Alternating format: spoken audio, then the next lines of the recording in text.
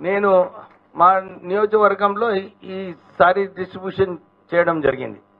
ఆశ్చర్యపడిపోయినాను.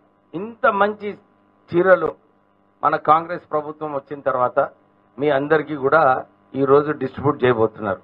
ఇప్పుడే కలెక్టర్ గారు అన్నారు, మీకు ఏ రంగు కావాలంటే అది కూడా మీరు సెలెక్ట్ చేసుకోవచ్చు. అది కూడా చేసుకోవచ్చా? చేసుకున్నారా? అచ్చా సెలెక్ట్ చేసుకున్నాకనే ప్రింట్ చేస్తాను. చాలా బాగుంది.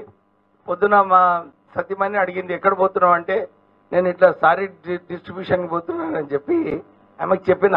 సో ఆమె అన్నది, అరే నాకు కూడా ఒకటి తీసుకురా అని చెప్పింది. ఎందుకంటే నేను ఆమెకు చెప్పిన చాలా బాగున్నాయి ఈ చీరలు.